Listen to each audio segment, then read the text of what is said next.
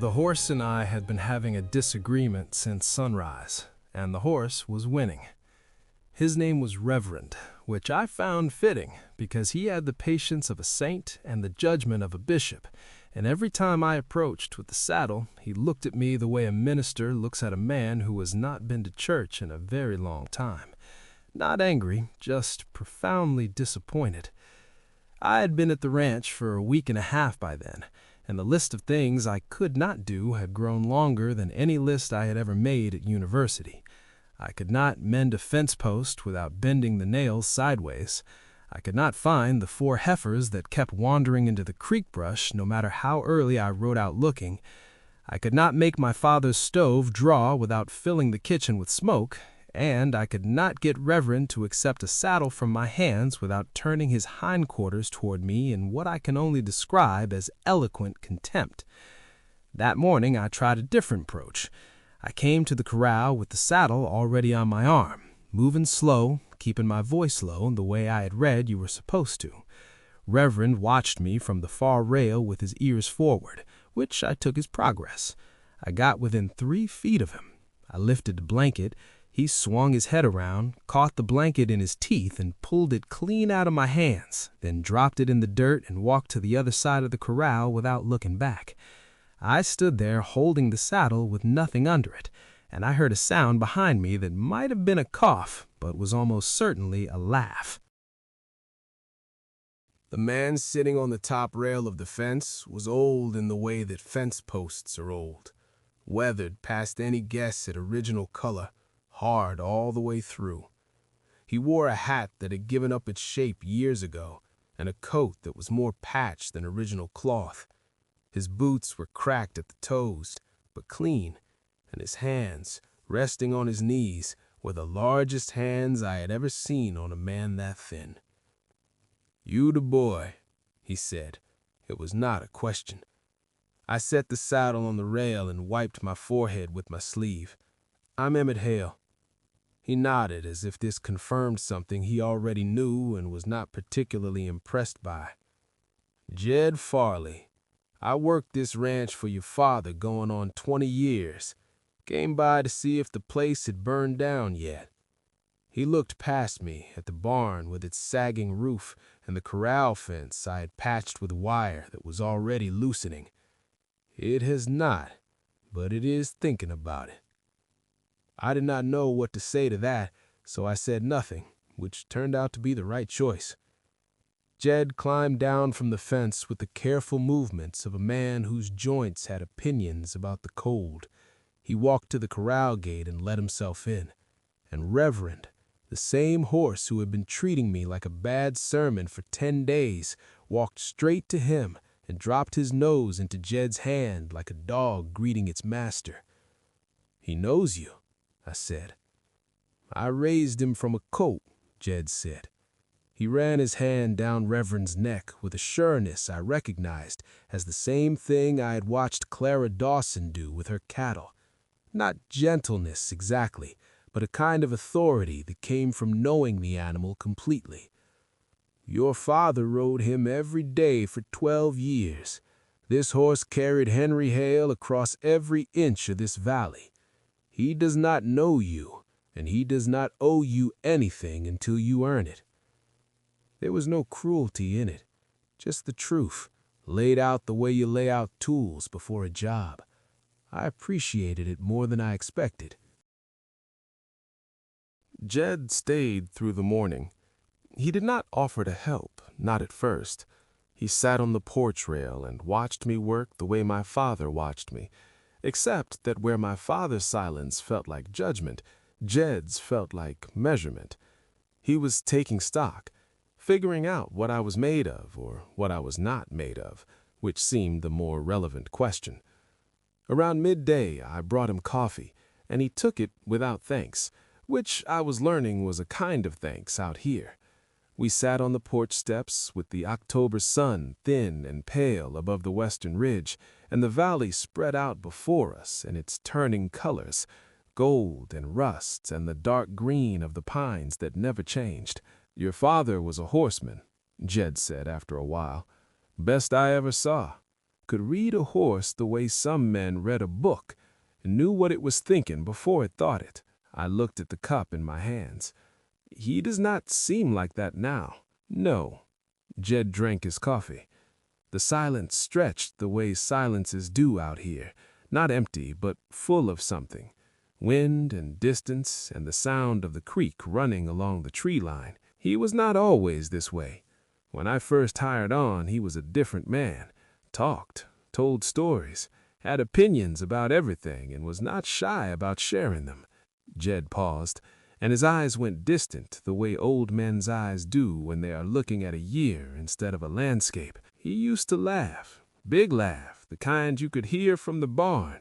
I remember thinking when I first came on that this was a happy man, a man who had built something good. The words landed strangely, because I could not make them fit the father I knew. The man in the house behind me, thin and gray and silent, watching me fail from behind pale blue eyes that gave nothing. That man had never laughed the way Jed described. I was certain of it. And yet Jed had no reason to lie. What happened? I asked.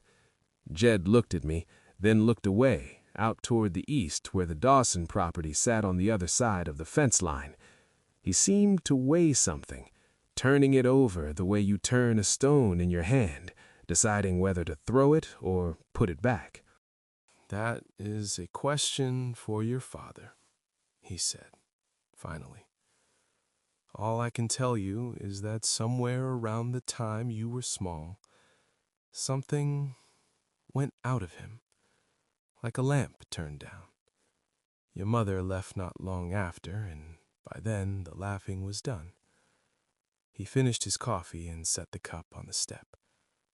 "I stayed because the ranch needed someone, and because I remembered the man he was before. Figured I owed that man something, even if this one did not ask for it." Jed showed me how to approach Reverend, not with tricks or force, but with patience, which turned out to be the hardest thing he could have asked of me. "Stand still," he said. "Let the horse come to you. Do not reach, do not ask. Just be there and wait, and let him decide." I stood in the corral for the better part of an hour, while Reverend ignored me with the dedication of a professional. My legs ached, the sun moved, a hawk circled overhead and found something more interesting to look at. I began to feel ridiculous, which I suspect was part of the lesson. Then Reverend turned. He walked toward me, slow, each step a deliberation, and stopped 2 feet away. He did not drop his nose into my hand the way he had with Jed.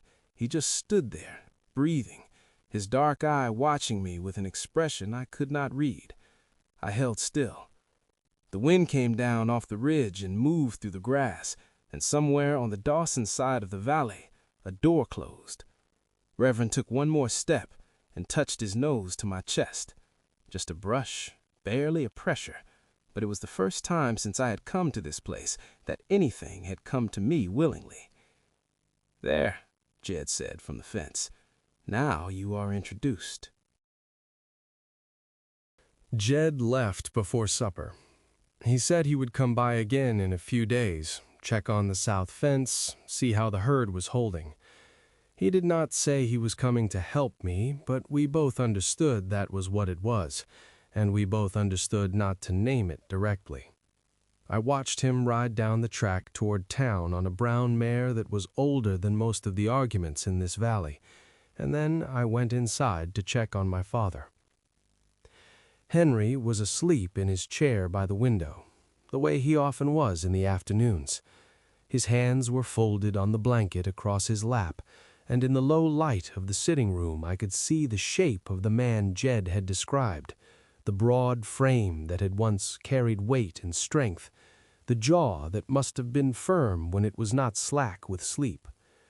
There had been a man here once who laughed so loud you could hear it from the barn, who read poetry and kept wildflowers pressed between the pages of Shakespeare, who rode reverend across every inch of this valley like it belonged to him and it to it. That man was gone. In his place was this, thin fingers and shallow breathing, and a silence that had been going on for longer than I had been alive.